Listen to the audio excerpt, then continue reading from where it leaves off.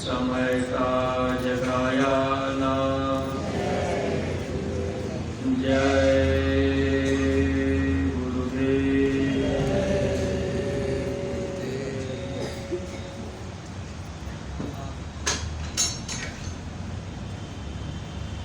शब्द रूप में विराजमान परम पूज्य स्वामी जी महाराज, परम श्रद्धेय पूज्य महाराज जी के चरणों में कोटि कोटि नमन प्रणाम करते हुए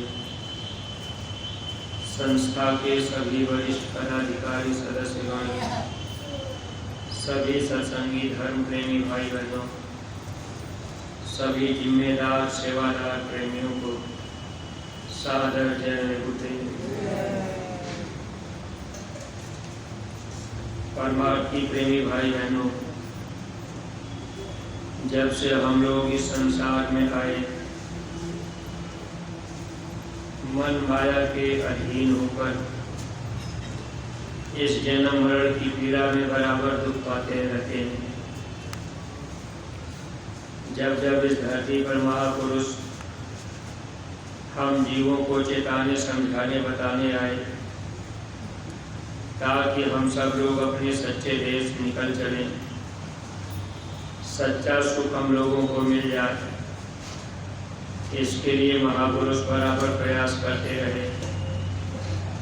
गुरु महाराज ने इस धरती पर 116 साल की उम्र तक अथक परिश्रम गुरु महाराज करते रहे। एक ही उद्देश्य था गुरु महाराज का, सबकी सब जीवात्माएं अपने सच्चे देश चली जाएं। न तो महात्मा यहाँ हम जीवों को सांसारिक सुख देने के लिए आते हैं, न तो महात्मा किसी को स्वस्थ बनाने आते हैं। महात्मा केवल एक काम के लिए आते हैं, ये जीवात्मा अपने घर चली जाए। इसीलिए महापुरुष बराबर प्रयास करते रहते हैं। स्वामी जी महाराज जो परिश्रम हम जीवों के बीच करते रहे, बस उद्देश्य यही था कि जो भी लोग मानव शरीर में आए हुए हैं, सब के सब लोग साधन भजन करके अपने सच्चे देश, सच्चे वतन निकल चलें। जन्म मरण की पीड़ा से हम लोगों को छुटकारा मिल जाए। इस संसार में हम सब लोग अच्छा बुरा जो भी कर्म करते हैं, कर्मों की सजा 84 में दी जाती। अगर ज़्यादा भारी अपराध होता है तब जीव को नरक में डाला जाता है। नरकों में काफ़ी समय तक जलाया जाता, सड़ाया जाता, वहाँ काटा जाता है। उसके बाद फिर 84 में जीव को डाला जाता। अगर जीव के पाप कर्म हल्के हैं तो सीधे 84 में डालकर फिर मनुष्य शरीर दिलाते हैं। लेकिन मानव जीवन में जब गुरु मिल जाते हैं, नाम की दौलत महात्मा हम जीवों को दे देते हैं, तो नाम पाए जीव नरक में नहीं जाते। बशर्ते हम आप गुरु भक्ति से अगर गिर गए तब तो नुकसान होता है। इसलिए महापुरुषों ने इशारा भी किया था, सोना काई नहीं लगे, लोहा घून नहीं खाए, बुरा भला जो गुरु भगत कब नरक नहीं जाए। अगर हम आप बुरा भला गुरु की भक्ति करते रहेंगे तब तो नरक और 84 में नहीं जाना होगा।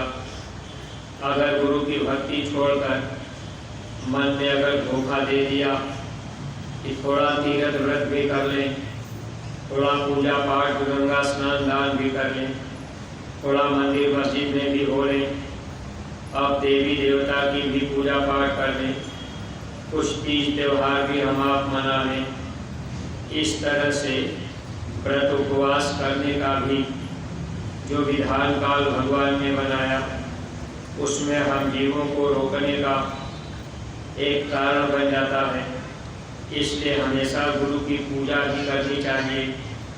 गुरु की पूजा अगर जीव करता है, गुरु की भक्ति करते रहे, तब तो हम सब जीव यहाँ से निकल सकते हैं। वरना काल भगवान नहीं चाहते कि जीव यहाँ से जाए। अगर कोई जीव गुरु भक्ति करने भी लगा, सुमिरन ध्यान भजन भी करने लगे। अब आप सेवा भी करने लगे। आपका उद्देश्य ये बन गया कि हम सुमिरन ध्यान भजन करेंगे, सेवा करेंगे। ज़्यादातर अगर हम आप गुरु महाराज के वचनों को मानने का भी प्रयास करने लगे, मन को समझा बुझाकर अगर हम आप परमार्थ के रास्ते पर लगा भी दिए, तो कभी कभी दुनिया में लोग वे भी तकलीफें देने का काम करने लगते हैं। दुनिया के लोग, नातेदार, रिश्तेदार भी कि हमको आपको भक्ति के राह से गिराना चाहते हैं। अगर सब तरह से हम आप मन मोड़कर मन बना लिए कि हम भजन करेंगे, भक्ति करेंगे, लेकिन सब तरफ से मन कैसे मुड़ता है? जब हम आप गुरु भक्ति करेंगे, आदेश का पालन करेंगे, जब आदेश पालन करेंगे तो जो मोटा बंधन होता है वो गुरु भक्ति से ही करता है। मोटे बंधन जगत के गुरु भक्ति से काट, झीने बंधन चित्त के कटे नाम करता। जो मोटा बंधन होता है ये गुरु भक्ति से करता है। नातेदार, रिश्तेदार, सगे संबंधी, आप जितने लोगों को हम आप बाहर से अपना संगी, दोस्त, यार, मित्र बनाए, जितने लोगों में हम आप मन लगाए रहते हैं, अब इनके तरफ से मन कब हटता है? जब हम आप गुरु आदेश का पालन करेंगे तो धीरे धीरे मोटा बंधन करता जाएगा। और जो छीना बंधन है, अब वो कैसे कटेगा? नाम के प्रताप से। जब नाम प्रकट हो जाएगा तो वह बंधन धीरे धीरे कट जाता है। इसीलिए गुरु महाराज सुमिरन, ध्यान और भजन पर बराबर हम प्रेमियों को जोर देते रहे, ताकि हम आप निमित्त मात्र बैठते रहें।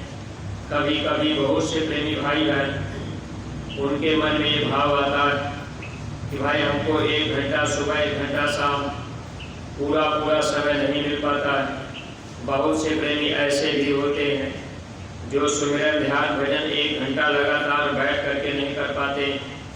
कहीं हाथ पैर दर्द करने लगा, कमर दर्द करने लगा। स्वामी जी महाराज इतना तक कहा करते थे, अगर आपको कोई ज़रूरी काम है, अब आपको ज़रूरी काम में जाना, तो आप सुमिरन कम से कम कर लिया करिए। अगर आपने सुमिरन कर लिया, फिर आपका जो काम है, अपने काम में आप चले गए, फिर बीच में आपको मौका मिला 10-15 मिनट का समय निकाल करके बाद में फिर आप ध्यान कर लीजिए, फिर बाद में भजन कर लीजिए। लेकिन अब आगे पीछे तो हम आप कर सकते हैं। अगर एकदम बिल्कुल हम आप न करें तो इस तरह से हम आप गुरु वचन से गिरते हैं और ये मन हमेशा गिराने का काम करता रहता है। इसलिए परमार्थी प्रेमी भाई बहनों, देखिए, जब हम आप गुरु भक्ति करेंगे, मोटा बंधन जब कटेगा, मन इधर की तरफ धीरे धीरे लगने लगेगा, संसार से मन फीका होने लगेगा। संसार के लोग, नातेदार, रिश्तेदार, सगे संबंधी अगर हम लोगों की बुराई करने लगे तो आप ये समझिए कि आपका परमार्थ भी बन रहा है।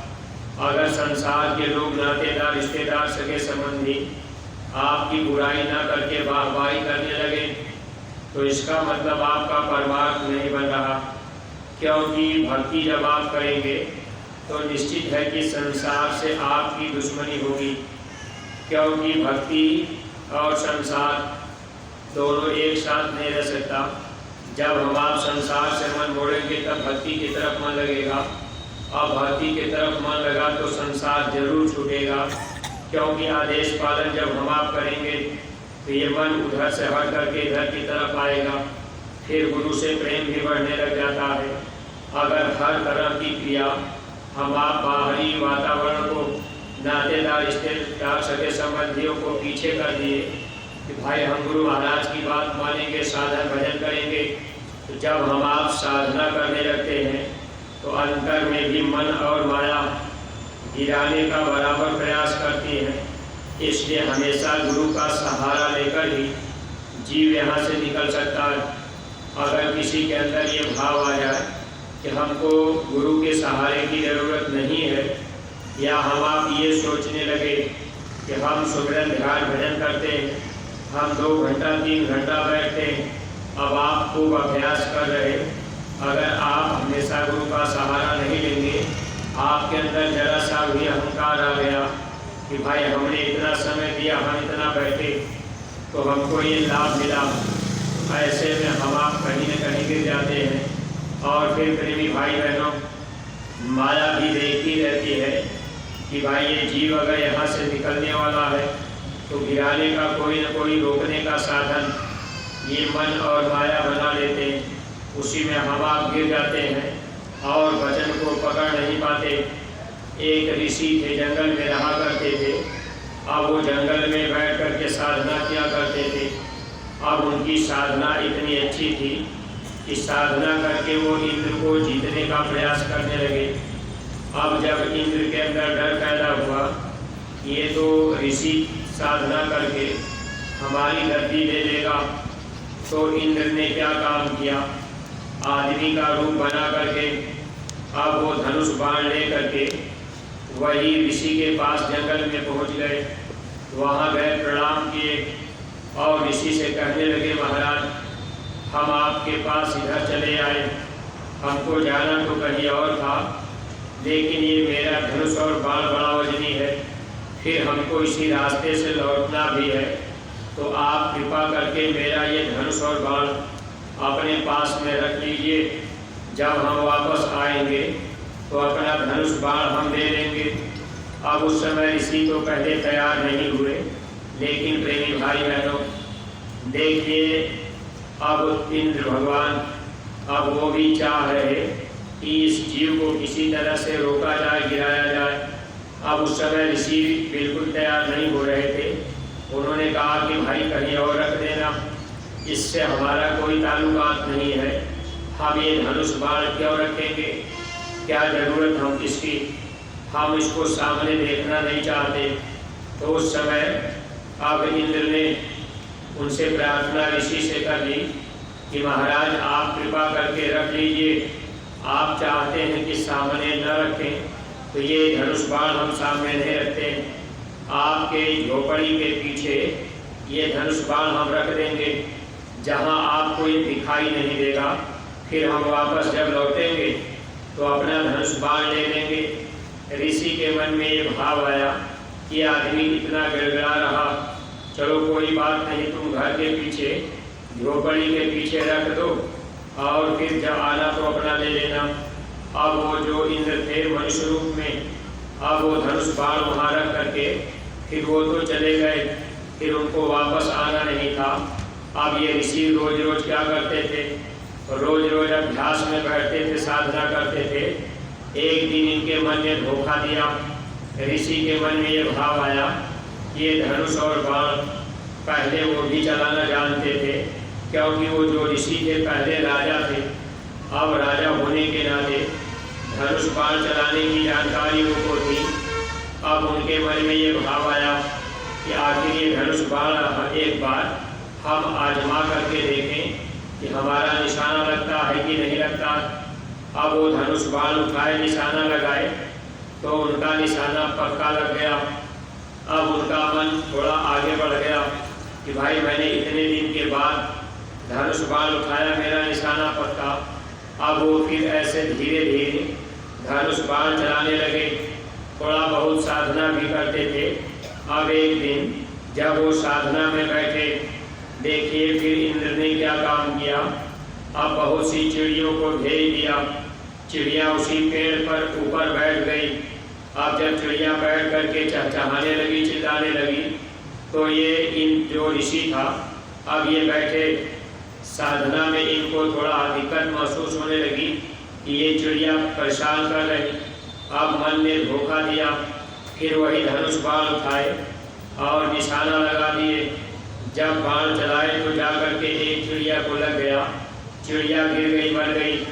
अब देखिए यही कर्म फिर बन गया। ऐसे धीरे धीरे धीरे धीरे अब वो जो ऋषि थे, अब उनका ध्यान उधर शिकार की तरफ, यानी मन धीरे धीरे उधर की तरफ ले गया। साधन भजन भी छूट गया और फिर धीरे धीरे शिकारी बन गए। ऐसे ही प्रेमी भाई बहन, बहुत से लोग साधन भजन करते तो जरूर हैं, अगर गुरु की दया कृपा हम आप न दें या गुरु दया कृपा न करें तो हम जीवों का बचना बड़ा मुश्किल होगा। गुरु ही चाहे तो बचा ले, वरना किसी जीव के बस की बात नहीं। अगर गुरु चाहेंगे तब तो हमको आपको संभाल देंगे, बचा लेंगे, लेकिन हम लोगों को ध्यान इतना रखना है कि हम आप वचनों का ध्यान रखें। जब कभी ये मन बुराइयों की तरफ जाने लगे, बार बार हम आप गुरु से फरियाद करें कि मालिक आप दया कृपा करके बचाइए, क्योंकि ये मन 3 लोक का मालिक है, ये मन बहुत बलवान है। अब ये तो हमसे आपसे हम आप चाहें कि ये बस में आ जाए तो हम लोगों के बस की बात नहीं। वो तो जब शब्द की चोट पड़ती है, शब्द जब मिलता है, शब्द की मार से ही ये मन बनता है, वैसे मन को मारने का कोई साधन नहीं।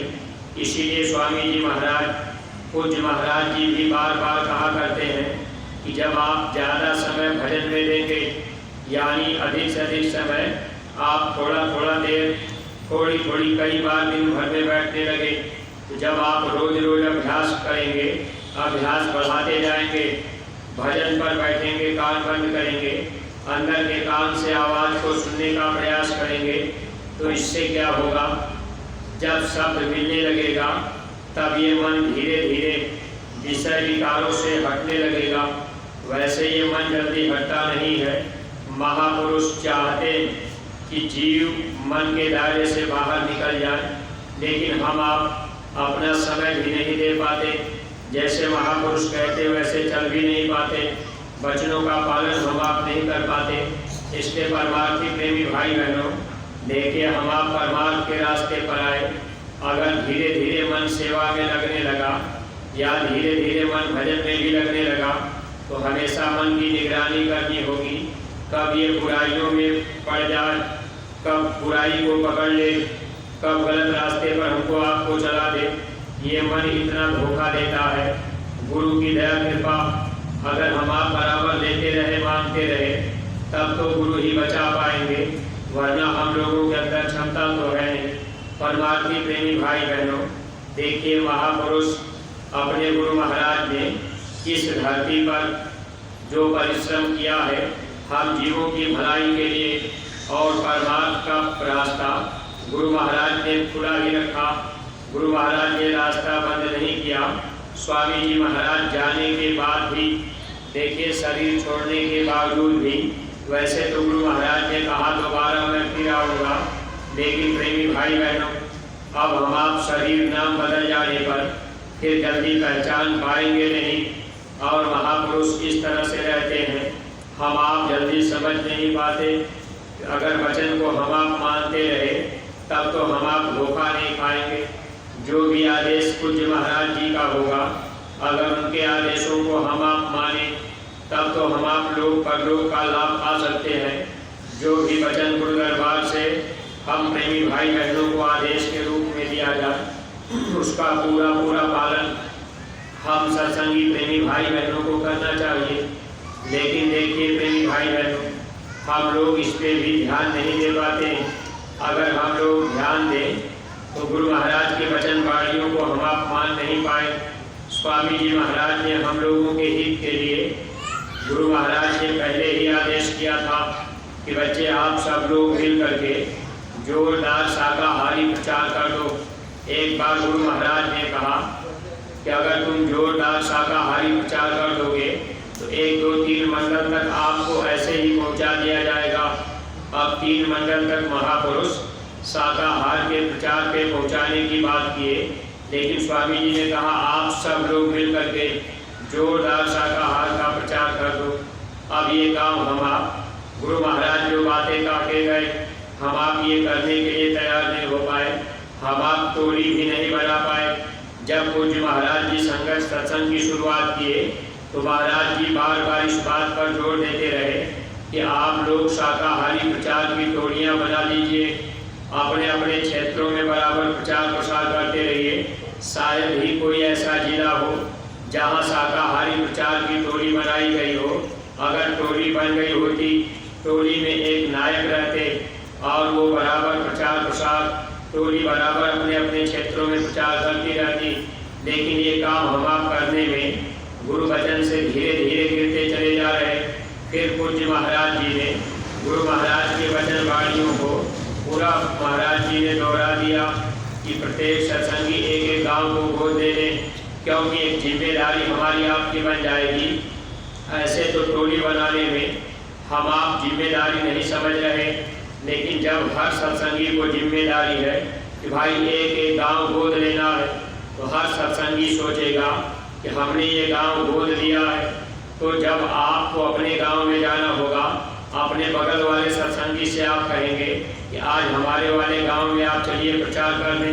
ऐसे 10 लोगों को आपने इकट्ठा कर लिया, तो 10 लोग मिलकर के आप वाले गांव में चले गए। अगर ज़्यादा लोग जाएंगे तो उसका प्रभाव पड़ेगा, बच्चों को लोग समझाएंगे, बताएंगे, फिर आप भी मौका निकाल कर दूसरे लोगों के साथ में दूसरे के गांव में।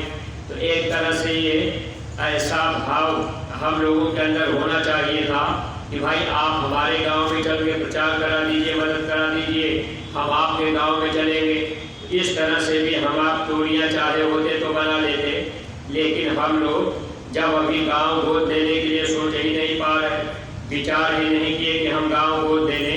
अगर 10 सत्संगी 10 गांव गोद दे लिए तो टोली आप बना लिए, फिर अपने घर में बच्चों को भी साथ में ले लिए। बच्चों को भी जब आप प्रचार प्रसार में ले जाएंगे तो इनके वचन वाणियों का प्रभाव पड़ेगा। आप छोटे छोटे बच्चे अगर किसी बुजुर्ग आदमी के सामने खड़े होकर अगर छोटा सा बच्चा हाथ जोड़ करके कह देगा कि दादाजी आप शाकाहारी रहिएगा, हमारे गुरु महाराज ने हाथ जोड़ करके प्रार्थना की है। देखिए, एक बच्चा अगर बूढ़े आदमी के सामने खड़े होकर के ये बात कहेगा तो निश्चित ही बहुत बड़ा प्रभाव पड़ेगा। देखिए, मथुरा में जब पुस्तकें बांटी जा रही थी, छोटे छोटे बच्चे जब प्रचार में जाते थे, उन बच्चों की बातों को सुन करके लोगों के हृदय गदगद होते थे, लोग प्रभावित होते थे। ये वैचारिक क्रांति है। अब इस क्रांति को हम आप चलाने में अगर गुरु की बात को नहीं मान पाए, नहीं समझ पाए, अपने घर परिवार से बच्चों को हम आप नहीं निकल पाए, तो आगे आने वाला समय बड़ा ही खतरनाक होगा, जिसको हम आप जानते भी नहीं। गुरु महाराज ने कहा था कि परिवर्तन ऐसा होगा जो किसी के दिल दिमाग में नहीं है। हम आप जान भी नहीं पा रहे कि आगे आने वाला समय कैसा होगा और किस तरह से परिवर्तन होगा। लेकिन प्रेमी भाई बहनों, अगर हम आप वचन को मानेंगे तो महापुरुष हम लोगों को बचा लेंगे। अगर वचन को नहीं मानेंगे तो फिर तो हम आप भी कर्म दोषी बन जाएंगे। इसलिए निमित्त मात्र हम आप खड़े हो जाएं, एक एक गांव को गोद ले दें। और हर सत्संगी प्रेमी भाई बहनों की जिम्मेदारी है कि आप कुछ लोगों की टोली बना दीजिए, एक तरह से फिक्स कर दीजिए कि भाई हम आपके गांव में चलेंगे, आप हमारे गांव में। पहले के समय में लोग इस तरह से खेती बाड़ी का भी काम कर लेते थे। उनकी खेती पक गई, वो उनका कटा देते थे, अब उनकी पकी तो वो उनका कटाते थे। अगर ये भी चीज़ हम आप अपने अंदर ले आते तो आपस का प्रेम बढ़ने का एक तरीका था।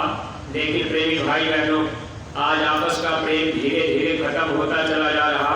महापुरुष जो भी आदेश करते हैं, उस आदेश में हम जीवों का हित होता है। इसलिए परिवार की प्रेमी भाई बहनों, एक एक गांव गोद लेना और गांव में गुरु महाराज की वचन वाणियों की पुस्तक बांटना, फिर उस गांव में जाकर के लोगों को समझाना, बताना।